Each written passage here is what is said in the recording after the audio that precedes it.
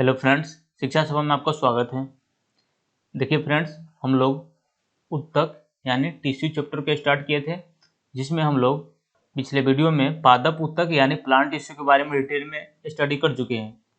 दोस्तों, अगर आप पादप उत्तक का वीडियो नहीं देखे हैं तो इसका लिंक डिस्क्रिप्शन बॉक्स में दिया हुआ है, तो वहाँ से आप आसानी से देख सकते हैं।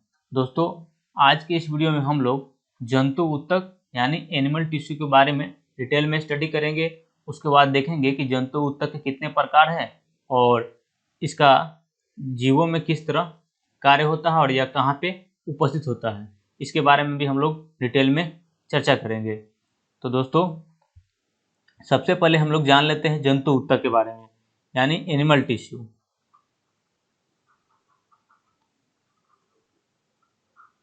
आपको पता है कि उत्तक क्या होता है? कोशिकाओं के समूह को हम क्या कहते हैं? उत्तक कहते हैं। लेकिन यहाँ पे है जंतु उत्तक यानी एनिमल टिश्यू। तो आपको बता दें कि पेड़ पौधे की तरह ही जंतुओं में अलग अलग कार्यों को संचालन करना पड़ता है। जैसे हो गया इसके आंतरिक अंगों को सुरक्षा करना, उसके बाद यांत्रिक सहारा प्रदान करना, सूचनाओं को एक जगह से दूसरी जगह भेजना, और उसके बाद क्या होती है प्रजनन करना। बहुत सारे जंतुओं में कार्य होता है। तो इसी कार्य को संपन्न करने के लिए अलग अलग कोशिकाओं का समूह होता है। उसी कोशिकाओं का समूह को हम क्या कहते हैं? अगर यह जंतु में है तो जंतु उत्तक कहलाएगा। अगर पेड़ पौधे में जो कोशिकाओं का समूह होता है तो उसको हम क्या बोलते हैं? पादप उत्तक। लेकिन हमको आज क्या डिस्कस करना है? जंतु उत्तक के बारे में। तो दोस्तों, हम लोग जान लिए जंतु उत्तक के बारे में। अब देखिए, जंतु उत्तक को मुख्यतः 4 भागों में बांटा गया है, जिसमें देखिए पहला है उपकला उत्तक, जिसको हम लोग एपिथेलियम टिश्यू के नाम से जानते हैं। दूसरा है संयोजी उत्तक, यानी इसको हम लोग कनेक्टिव टिश्यू के नाम से जानते हैं। तीसरा है पेशी उत्तक, जिसको हम लोग मस्क्यूलर टिश्यू के नाम से जानते हैं। चौथा है तंत्रिका उत्तक यानी नर्वस टिश्यू। तो दोस्तों, ये जंतु उत्तक है, इसके 4 भागों में बांटा गया है। तो दोस्तों, आपको बता दें कि इस चारों जो इसके प्रकार है, एक एक करके बारे में जानेंगे कि यह कहाँ उपस्थित होता है, इसका वर्क क्या है, यह जीवों के शरीर में किस तरह कार्य को संपन्न करती है और इसके कितने प्रकार होते हैं, इसके बारे में हम लोग डिटेल में चर्चा करेंगे। तो सबसे पहले हम लोग जंतु उत्तक के पहले प्रकार के बारे में जानते हैं। तो पहला प्रकार क्या है? उपकला उत्तक, जिसको हम लोग इंग्लिश में एपिथेलियम टिश्यू के नाम से जानते हैं। आपको बता दें उपकला उत्तक क्या होती है। तो यह उत्तक यानी जीवों के जंतुओं के शरीर में कोशिकाओं का वैसा समूह होता है जो अंगों के आंतरिक और बाहरी भागों में एक अस्तर का निर्माण करती है। तो उसको हम लोग उपकला उत्तक या एपिथेलियम टिश्यू के नाम से जानते हैं। और बता दें यह कहाँ उपस्थित होता है। तो यह त्वचा में उपस्थित होता है, उसके बाद हृदय में, वृक्क में, बहुत सारे ऐसे जीवों के पार्ट है जहाँ पे यह उपस्थित होता है। और इसका कार्य क्या होता है? इसका कार्य होता है कि बाहरी चोटों से अंगों को सुरक्षा करना, उसके बाद अवशोषण,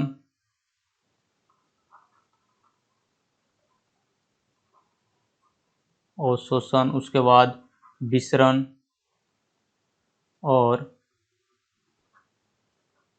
स्त्रवण में सहायता प्रदान करना। किसका? उपकला उत्तक को। तो दोस्तों, हम लोग जान लिए कि उपकला उत्तक क्या है, कहाँ उपस्थित होता है और इसका कार्य क्या होता है। तो इसका कार्य होता है अंगों को सुरक्षा प्रदान करना। अब दोस्तों, अब हम लोग जानेंगे कि उपकला उत्तक कितने प्रकार की होती है और यह जीव जंतुओं के शरीर में क्या करती है और कहाँ पे उपस्थित होती है और इसका वर्क क्या होता है। तो दोस्तों, अब हम लोग एपिथेलियम उत्तक के प्रकार के बारे में जानेंगे और यह जंतु के किस अंग में उपस्थित होता है, उसके बाद यह कैसे वर्क करता है। तो देखिए, जंतु उत्तक का पहला प्रकार यानी एपिथेलियम उत्तक का।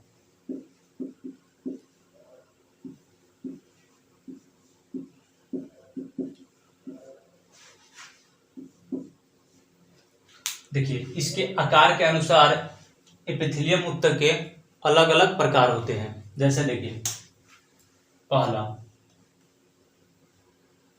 सल्की या सल्काव एपिथेलियम ऊतक।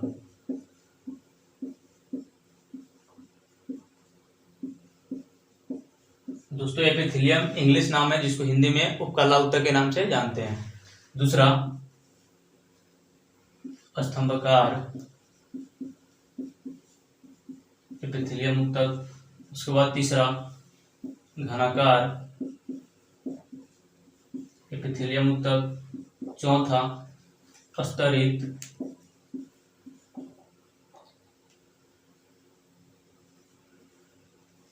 घनाकार एपिथेलियम ऊतक। यह है एपिथेलियम ऊतक के आकार के अनुसार इसके विभिन्न प्रकार हैं। अब देखिए सल्की सल्काव एपिथेलियम यह कहाँ उपस्थित होता है? तो दोस्तों यह आहार नाल, ग्रास नली, उसके बाद त्वचा, उसके बाद मुख गुहा, ये विभिन्न अंग में सल्की या सल्काव एपिथेलियम ऊतक उपस्थित होते हैं। अगर दोस्तों इसका हम स्ट्रक्चर देखेंगे तो इस तरह रहता है। देखिए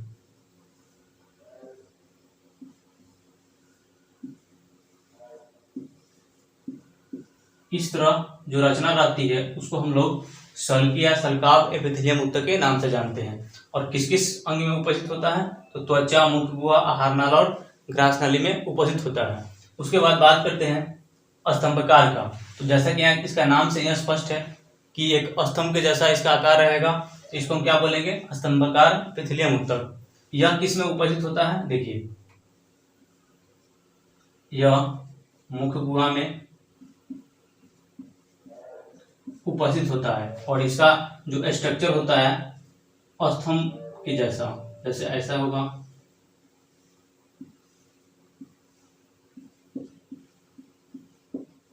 यानी एक स्तंभकार, इसलिए इसका नाम क्या है? स्तंभकार एपिथेलियम ऊतक। तीसरा देखिए घनाकार, यानी यह ऐसे एपिथेलियम ऊतक है जिसका जो आकार होगा घन के जैसा होगा। यानी इसका स्ट्रक्चर देखिए ऐसे।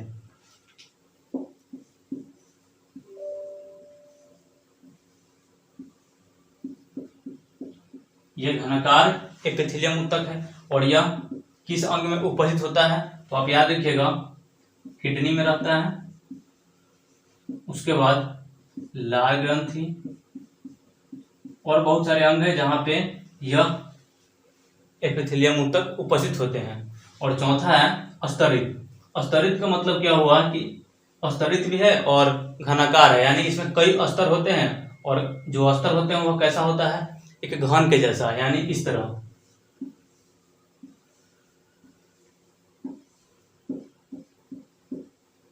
पहला स्तर हो गया, इसमें देखिए दूसरा स्तर, यहाँ पे तीसरा स्तर। इस तरह जो रचना होती है उसको हम लोग स्तरित घनाकार एपिथेलियम ऊतक के नाम से जानते हैं। और यह किस अंग में उपस्थित होता है? तो त्वचा में होता है यह भी।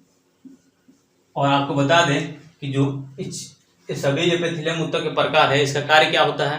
तो इसका मुख्य कार्य होता है कि यह आंतरिक और बाहरी अंगों को सुरक्षा प्रदान करता है और अवशोषण स्त्रवण में भाग लेता है या सहायता करता है। तो हम लोग दोस्तों देख लिए एपिथेलियम ऊतक के बारे में डिटेल में। यहाँ से क्वेश्चन पूछे जाएंगे तो आप आसानी से जवाब दे पाएंगे। अब उसके बाद हम जानेंगे जो जंतु ऊतक है उसके दूसरे प्रकार के। अब हम लोग जंतु ऊतक के दूसरे प्रकार के बारे में जानते हैं जिसका नाम क्या है? संयोजी ऊतक।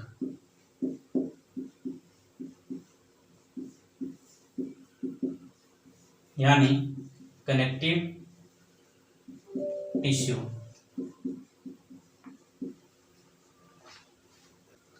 जैसा कि दोस्तों इसके नाम से ही स्पष्ट है संयोजी, यानी कनेक्ट। देखिए यहाँ पे लिखा है कनेक्टिव, यानी कनेक्ट का मतलब क्या होता है? जोड़ना। यानी इस ऊतक का जो कोशिकाएं हैं, यानी इस ऊतक के जो कोशिकाएं का समूह है वो इसका मुख्य कार्य होता है कि यह एक अंग से दूसरे अंग को जोड़ने का काम करती है। तो उस कोशिकाओं के समूह को हम क्या बोलते हैं? संयोजी ऊतक, यानी कनेक्टिव टिश्यू। अब देखिए इसके भी अलग अलग प्रकार है। जो कि जीव जंतुओं के शरीर में अलग अलग कार्यों को संपन्न करती है। जैसे देखिए, इसके पहला प्रकार होता है वसा उत्तक, या इसको हम लोग एडिपोज टिश्यू के नाम से जानते हैं। दूसरा होता है एरियोलर उत्तक,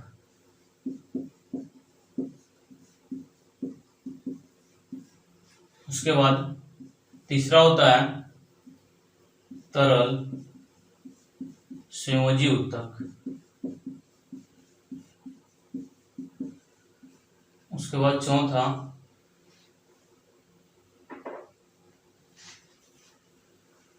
कंकाल उत्तक।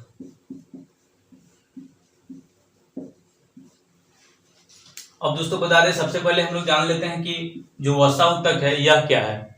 तो वसा उत्तक यह क्या होता है कि जो जंतु के अंग होते हैं उसके अस्तर के रूप में स्थित होता है, और जो इसके अस्तर होते हैं जंतुओं के जो त्वचा होता है उसमें इसमें वसा भरा रहता है, जिसके कारण इसका नाम होता है वसा उत्तक या एडिपोज उत्तक के नाम से जानते हैं। और इसका मुख्य कार्य होता है यह वसा के संग्रहित करता है, जिसके कारण इसका मुख्य कार्य होता है कि यह ठंड से बचाने का कार्य करती है। और इसका एक साइड इफेक्ट भी होता है कि अगर इस उत्तक के ज्यादा जमाव हो जाता है, यानी ज्यादा संग्रहित हो जाने के कारण किसी भी व्यक्ति का शरीर मोटा भी हो जाता है। तो यह सब किसका कार्य होता है? वसा उत्तक का। उसके बाद देखिए, दूसरा उत्तक का नाम है एरियोलर उत्तक। एरियोलर उत्तक का कार्य होता है कि यह मांसपेशी को जोड़ने का कार्य करती है, या मांसपेशी हड्डी के जोड़ने का काम करती है, और हड्डी को भी जोड़ने का कार्य कौन करती है? एरियोलर उत्तक। इसमें दो प्रकार की आती है एरियोलर उत्तक में। एक होता है टेंडन, जिसको हम लोग कंडरा के नाम से जानते हैं, और दूसरा होता है लिगामेंट। टेंडन होता है, एक लिगामेंट होता है।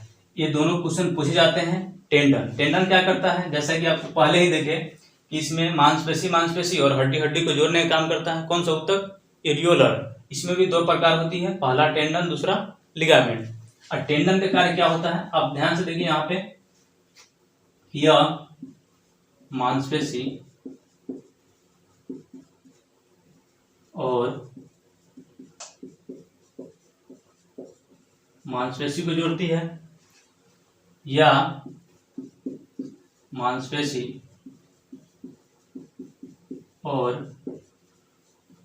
हड्डी को जोड़ने के जो कार्य करती है उसको हम लोग क्या बोलते हैं? टेंडन के नाम से या कंडरा के नाम से जानते हैं। और लिगामेंट का कार्य क्या होता है? इसका कार्य होता है हड्डी और हड्डी को जोड़ना। तो इसके कार्य से क्वेश्चन पूछे जाते हैं, तो इस दोनों पॉइंट को आप ध्यान रखिएगा। तो यहाँ पे हम लोग संयोजी उत्तक के दो टाइप्स को पढ़ लिए, एक वसा उत्तक के बारे में जान लिए और दूसरा एरियोलर उत्तक के बारे में जान लिए। अब हम लोग जान लेते हैं तरल संयोजी उत्तक के बारे में। देखिए दोस्तों, तरल संयोजी उत्तक में इसके भी अलग अलग उदाहरण होते हैं। जैसे रक्त पूछा जाता है कि रक्त कौन सा उत्तक का उदाहरण है, तो रक्त तरल संयोजी उत्तक का उदाहरण होता है। उसके बाद लसिका भी तरल संयोजी उत्तक का उदाहरण होता है। तो अब हम लोग रक्त के बारे में कुछ और पॉइंट्स को जान लेते हैं जहां से क्वेश्चन पूछे जाते हैं। ऐसे तो हम लोग रक्त के बारे में एक अलग से वीडियो बनाएंगे जहां उसके बारे में डिटेल जानेंगे। तो दोस्तों, हम लोग तरल संयोजी उत्तक में रक्त के बारे में जान लेते हैं। आपको बता दें, रक्त यानी ब्लड। रक्त क्या है? एक तरल संयोजी उत्तक है। पहला पॉइंट तो यही हो गया, यह एक तरल संयोजी उत्तक होता है। अब दोस्तों, जो रक्त है इसमें दो पार्ट होती है। पहला प्लाज्मा होता है, दूसरा रुधिर काणु होता है। अब देखिए प्लाज्मा रुधिरकाणु क्या है। हम जानते हैं कि जो रक्त होता है वो लिक्विड के रूप में रहती है, तो जो रक्त में चिपचिपा पीले रंग के जो द्रव रहता है उसको हम लोग प्लाज्मा बोलते हैं। और प्लाज्मा में यानी रक्त में जो कणिकाएं तैरती रहती है उसको हम लोग रुधिर कणिका, यानी रुधिर का मतलब रक्त, और उसमें जो कणिकाएं तैरती है उसका नाम हो जाता है रुधिर कणिकाएं। अब प्लाज्मा में क्या होती है, जो पूरे रक्त होता है उसका यह 55% होता है, और पूरे रक्त का जो रुधिरकाणु होता है वह 45% होता है। अब बात करते हैं जो प्लाज्मा में अगर जल की, तो जल होता है 90%, और बाकी प्रोटीन और कार्बोहाइड्रेट ये सब होते हैं। ये तो हो गया प्लाज्मा। अब बात कर लेते हैं हम लोग रुधिरकाणु के। तो दोस्तों आपको बता दें कि जो रुधिरकाणु होती है यह 3 प्रकार की होती है, जिसमें पहला होता है आरबीसी, दूसरा होता है डब्ल्यूबीसी और तीसरा होता है प्लेटलेट्स। अब देखिए आरबीसी यानी रेड ब्लड सेल या कॉर्पुसल्स के नाम से जानते हैं, डब्ल्यूबीसी यानी व्हाइट ब्लड सेल या कॉर्पुसल्स के नाम से जानते हैं, प्लेटलेट्स जिसको हम लोग थ्रोम्बोसाइट के नाम से भी जानते हैं। तो इसका तीनों आप नाम याद रखिएगा, उपनाम भी पूछे जाते हैं। आरबीसी क्यों, एरिथ्रोसाइट, डब्ल्यूबीसी को ल्यूकोसाइट और प्लेटलेट्स को थ्रोम्बोसाइट के नाम से जानते हैं। अब दोस्तों बता दें आपको कि जो ब्लड होता है उस ब्लड में आरबीसी का काम क्या होता है। तो इसका काम होता है कि रक्त के साथ यह ऑक्सीजन का संवहन करता है। तो इसका वर्क होता है ऑक्सीजन का संवहन करना, यानी हमारे शरीर में ऑक्सीजन पहुंचाने का कार्य कौन करता है, आरबीसी। डब्ल्यूबीसी का कार्य क्या होता है दोस्तों, इसका वर्क होता है कि यह प्रतिरोधक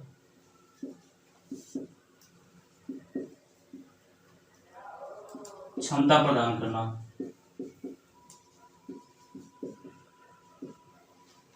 और प्लेटलेट्स का कार्य होता है कि रक्त को थक्का बनाने में मदद करता है।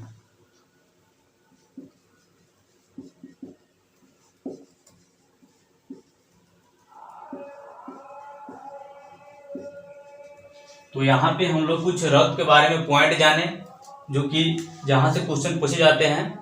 ऐसे तो हम इसके बारे में, रक्त के बारे में नेक्स्ट वीडियो में एक डिटेल में जानेंगे। यहाँ पे कुछ पॉइंट जान लें जहाँ से क्वेश्चन पूछे जाते हैं। अब हम लोग जो जंतु ऊतक में हम लोग जान रहे थे संयोजी ऊतक, संयोजी ऊतक में तरल संयोजी ऊतक के बारे में जान लिए। अब एक बच गया इसका कंकाल ऊतक, तो कंकाल ऊतक के बारे में जान लेते हैं। तो दोस्तों अब हम लोग संयोजी ऊतक के अगले प्रकार के बारे में जानते हैं, जिसका नाम है कंकाल ऊतक। तो देखिए संयोजी ऊतक का तीसरा प्रकार है कंकाल ऊतक। तो आपको बता दें सबसे पहले कंकाल ऊतक क्या होता है। तो जैसा कि नाम से स्पष्ट है, कंकाल, कंकाल का मतलब क्या होता है, हड्डी। जो जीव जंतु और मनुष्यों के शरीर में क्या कार्य करती है, तो इसका वर्क होता है शरीर को एक ढांचा प्रदान करना, उसके बाद यह शरीर को यांत्रिक सहारा प्रदान करने का कार्य करती हो। तो इसका वर्क हो जाएगा,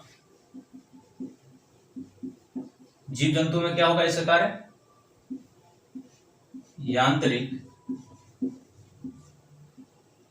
सहारा प्रदान करना।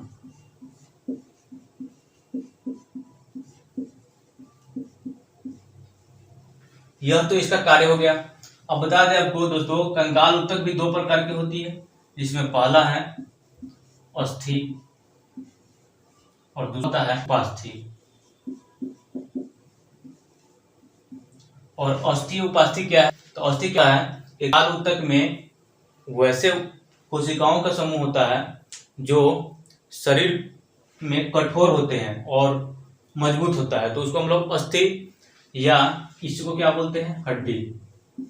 तो हड्डी तो जानते ही कंक्रीट जैसी क्या होती है, कठोर होती है। तो ये तो कठोर होता है और मजबूत होता है। कठोर और मजबूत। अब बात कर लेते हैं कठोर मजबूत होने के पीछे कारण क्या है। तो कठोर और मजबूत होने के दो कारण होते हैं इसमें, क्योंकि इसमें कैल्शियम और फास्फोरस नाम के दो तत्व उपस्थित होते हैं, जिसके कारण जो अस्थि है यानी हड्डी है यह कंक्रीट जैसी मजबूत होती है। तो क्वेश्चन पूछा जाए कि अस्थि किसके कारण कठोर और मजबूत होती है, तो कैल्शियम और फास्फोरस के कारण मजबूत होती है। और दूसरा है कंकाल ही ऊतक में उपास्थि, और यह क्या होती है, यह अस्थियों में कोमल पदार्थ होती है यानी नरम पदार्थ होती है, उसको हम लोग उपास्थि के नाम से जानते हैं। और यह नरम किसके कारण होती है या कोमल किसके कारण होती है, तो इसके जो मैट्रिक्स है प्रोटीन की बनी होती है, जिसके कारण यह कोमल और नर्म होती है। तो दोस्तों यह था कंकाल ऊतक के प्रकार, अस्थि और उपास्थि के बारे में हम लोग जान लिए। अब हम लोग संयोजी ऊतक के चौथे प्रकार के बारे में जानते हैं। दोस्तों हम लोग जंतु ऊतक के 4 प्रकार देखे थे, जिसमें पहला था उपकला ऊतक, दूसरा था संयोजी ऊतक। तो हम लोग संयोजी ऊतक के अलग अलग प्रकार के बारे में जाने। उसके बाद जो जंतु ऊतक है उसका तीसरा प्रकार है पेशीय ऊतक, जिसको हम लोग मस्क्यूलर टिश्यू के नाम से जानते हैं। अब देखिए सबसे पहले जान लीजिए कि यह पेशीय ऊतक क्या होती है। तो आपको बता दें कि पेशीय ऊतक यानी इसके कोशिकाओं का वैसा समूह होता है जिसका कार्य होता है संकुचन या शिथिलन कराना। यानी इसका मतलब हुआ कि इस ऊतक का मुख्य कार्य होता है कि जीव जंतुओं को गति कराना। तो गति कराने का जिस ऊतक द्वारा काम होता है उसको हम लोग पेशीय ऊतक के नाम से जानते हैं। तो आपका इसका वर्क याद आना चाहिए। इसका वर्क क्या होगा, गति कराना जीव जंतुओं को। जैसे कोई व्यक्ति चलता है या कोई भी शारीरिक क्रिया करता है तो यानी गति को कर रहा है, तो गति करने का काम कौन सा ऊतक द्वारा होता है, पेशीय ऊतक द्वारा होता है। या संकुचन शिथिलन किसके द्वारा होता है, पेशीय ऊतक द्वारा। अब देखिए पेशीय ऊतक को भी 3 भागों में बांटा गया है, जिसमें पहला होता है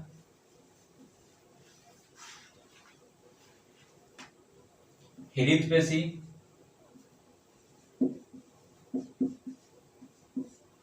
दूसरा होता है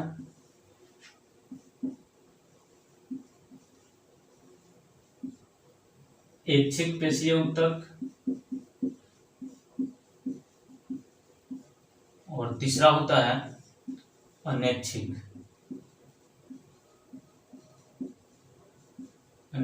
पेशीय ऊतक। अब देखिए हृदय पेशी क्या है, यह वैसे पेशीय ऊतक होता है जो हृदय में उपस्थित होता है, और इसकी जो कोशिकाओं का समूह होता है इसका मुख्य कार्य होता है हृदय को गति कराना। जैसे कि आपको पता है कि हृदय क्या होती है,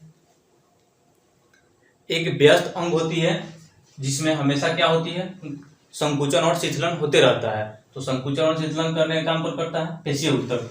तो हृदय पेशी में इसमें क्या आ जाएगा, हृदय आ जाएगा। हृदय किसमें, हृदय पेशी में आ जाएगा। दूसरा है ऐच्छिक पेशी। जैसा कि इसके नाम से ही स्पष्ट है, ऐच्छिक का मतलब क्या होता है, जो हमारे इच्छा अनुसार हो उसको हम लोग ऐच्छिक पेशी के नाम से बोलते हैं। कि जैसे कोई भी हम क्रिया करते हैं, अगर वह क्रिया हमारे इच्छा अनुसार अगर होगी तो उसको हम लोग ऐच्छिक पेशीय ऊतक के नाम से जानते हैं। जैसे देखिए अगर हम यहाँ पे बोर्ड पे लिख रहे हैं तो यह हमारे इच्छा अनुसार लिखा रहा है, या हम अपने गर्दन को हिला सकते हैं तो यह भी हमारे इच्छा अनुसार हो रहा है। या देखिए आप चल सकते हैं, यह भी आपके इच्छा अनुसार हो रहा है। तो यह जितने भी कार्य हो रही है वो किस पेशीय ऊतक हो रही है, तो इसको हम लोग किस नाम से जानेंगे, ऐच्छिक पेशीय ऊतक के नाम से जानेंगे। इसमें कौन कौन अंग आएंगे, सिर आएगा, उसके बाद हाथ आएगा, उसके बाद पैर, और सारे बहुत अंग हैं जो किस में आएंगे, ऐच्छिक पेशीय ऊतक में। और देखिए इस ऐच्छिक पेशीय ऊतक को एक और नाम से जानते हैं जिसको आप याद रखिएगा, इसको हम लोग रेखित पेशीय ऊतक के नाम से जानते हैं। तीसरा हमारा है पेशीय ऊतक का प्रकार में अनैच्छिक पेशीय ऊतक। अब बता दें अनैच्छिक, देखिए ऐच्छिक में अ लग गया है, इसका मतलब क्या हुआ कि जो हमारा इच्छा अनुसार जो कार्य नहीं हो रहा है उसको हम लोग अनैच्छिक पेशीय ऊतक के नाम से जानते हैं। जैसे देखिए आंख का पलक का झपकना, हम ऐसा तो देखें तो पलक को कुछ देर तक रोक सकते हैं लेकिन ज्यादा देर तक नहीं रोक सकते हैं, तो ये हमारे इच्छा पर डिपेंड नहीं है, तो इसको हम लोग किस ऊतक के नाम से जानेंगे? अनैच्छिक पेशीय ऊतक के नाम से। उसके बाद देखिए जो हृदय का धड़कन है ये भी आपके इच्छा अनुसार नहीं हो रहा है, तो यह भी अंग किस में आ जाएगा? अनैच्छिक पेशीय ऊतक में आ जाएगा। तो इसके एग्जाम्पल हो जाएंगे हृदय, उसके बाद आंख का पलक, उसके बाद छींक आना, ये सभी अनैच्छिक क्रिया है, तो इसलिए इसको हम लोग अनैच्छिक पेशीय ऊतक के नाम से जानते हैं, या इसका एक और नाम होता है अरेखित पेशीय ऊतक।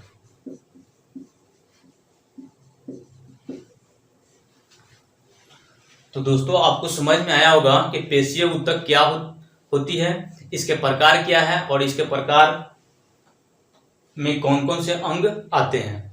अब हम लोग जो जंतु ऊतक था जिसमें हम 3 ऊतक को कवर कर लिए, जिसमें पहला उपकला ऊतक, दूसरा संयोजी ऊतक और तीसरा पेशीय ऊतक, और तीनों के बारे में हम लोग डिटेल में जान लिए।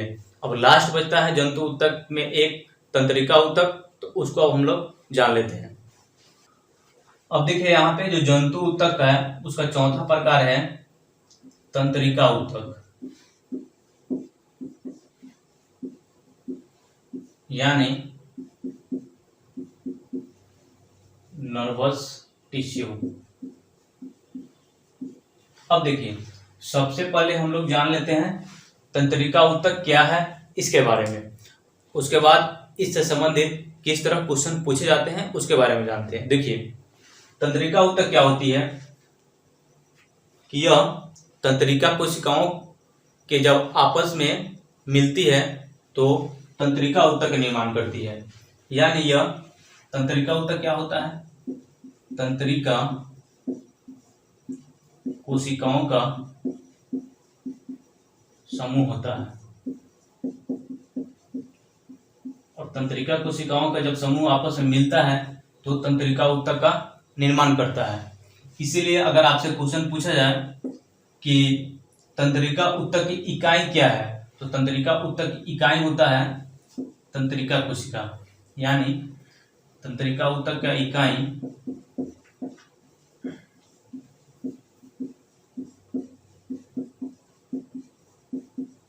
तंत्रिका ऊतक की इकाई क्या होगा? तंत्रिका कोशिका या न्यूरॉन, दोनों में से कोई भी नाम आ सकता है, तो आप ध्यान रखिएगा। उसके बाद आपको बता दें कि यह तंत्रिका ऊतक तो इसके बारे में जान लिए। अब यह जंतुओं के शरीर में किस तरह वर्क करता है, तो देखिए इसका वर्क होता है कि जीव जंतुओं के शरीर में जो सूचना होती है, यानी अवयव को एक स्थान से दूसरे स्थान में संचारित करना या एक स्थान से दूसरे स्थान तक सूचनाओं को पहुंचाना, किसका कार्य होता है? तंत्रिका ऊतक का। तो इसका आप कार्य पूछा जाता है तो आप याद रखिएगा कि यह सूचनाओं को शरीर के एक भाग से दूसरे भाग तक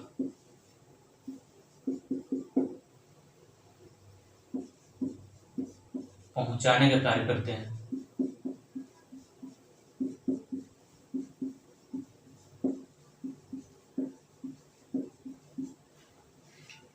तो इसका वर्क हम लोग जान लिए, क्या है वर्क। अब देखिए यहाँ पे तंत्रिका ऊतक, हम लोग अभी देखे कि तंत्रिका ऊतक की जो इकाई है वह तंत्रिका कोशिका है। दोस्तों पिछले वीडियो में हम लोग कोशिका के बारे में पढ़ चुके हैं, जिसमें जाने थे कि मनुष्य के शरीर की जो सबसे लंबी कोशिका होती है वह तंत्रिका कोशिका होती है। तो एक और पॉइंट आप यहाँ ध्यान रख सकते हैं तंत्रिका ऊतक से, ये जो तंत्रिका कोशिका होती है यानी तंत्रिका ऊतक की इकाई तंत्रिका कोशिका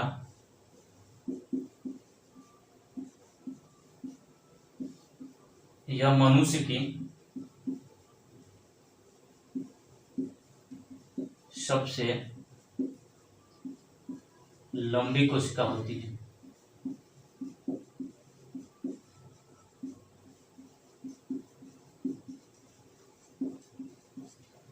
अब देखिए तंत्रिका ऊतक से संबंधित एक और हम पॉइंट जान लेते हैं जहां से क्वेश्चन पूछे जाते हैं। देखिए तंत्रिका ऊतक का सबसे पहले इकाई है जो तंत्रिका कोशिका, इसका हम लोग स्ट्रक्चर जान लेते हैं। देखिए तंत्रिका कोशिका इस तरह इसका स्ट्रक्चर होता है।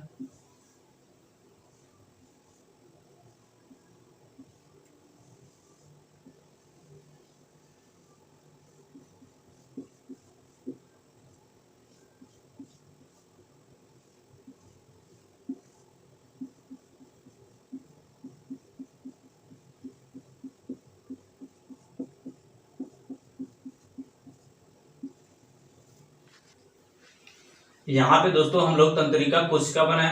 अब तंत्रिका कोशिका में क्या क्या होता है, देखिए यहाँ पे यह तो इसका कहलाता है एक्सॉन। उसके बाद देखिए जो बीच वाला यहाँ पार्ट है इसको हम लोग केंद्रक के नाम से जानते हैं, और इसके बीच वाला यहाँ पे जो पार्ट है इसको साइटोन के नाम से जानते हैं। और यहाँ पे है, यहाँ पे जो मिडिल पॉइंट में होता है इसका नाम होता है डेंड्रॉन। और यहाँ पे जो जड़ जैसा यहाँ पे रचना दिखाई दे रहा है इसका नाम होता है डेंड्राइट्स। इस तरह तंत्रिका कोशिका की स्ट्रक्चर होती है। और यह क्या करता है, तंत्रिका ऊतक की इकाई होने के कारण यह सूचनाओं को एक शरीर के एक भाग से दूसरे भाग तक पहुंचाने का कार्य करती है। तो यहाँ पे एक क्वेश्चन आता है सिनेप्स। सिनेप्स क्या होता है कि एक तंत्रिका कोशिका के एक्सॉन और दूसरे तंत्रिका कोशिका के जब डेंड्राइट्स आपस में मिलते हैं तो सिनेप्स का निर्माण करते हैं। तो क्वेश्चन आता है सिनेप्स क्या है, तो एक पॉइंट ध्यान रखिएगा इसका, सिनेप्स। सिनेप्स क्या होता है कि यह तंत्रिका कोशिका है। तंत्रिका कोशिका के जो यहाँ पे पहला तंत्रिका कोशिका है इसका एक्सॉन यानी एक तंत्रिका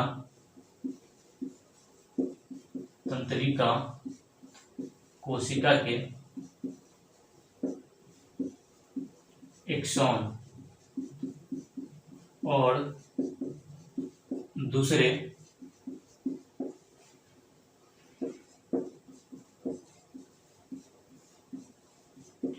तंत्रिका कोशिका के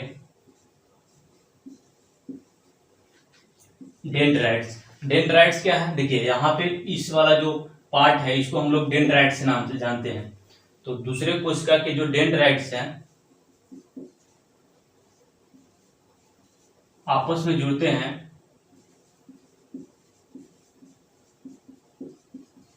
तब किसका निर्माण करता है, सिनेप्स का निर्माण करता है। तो कई बार एग्जाम में सिनेप्स के बारे में पूछा जा चुका है, तो आप इसके बारे में जरूर जान लें ताकि आप क्वेश्चन को आसानी से सॉल्व कर पाएंगे। तो दोस्तों आपको बता दें कि यह था हमारा ऊतक से संबंधित पार्ट 2।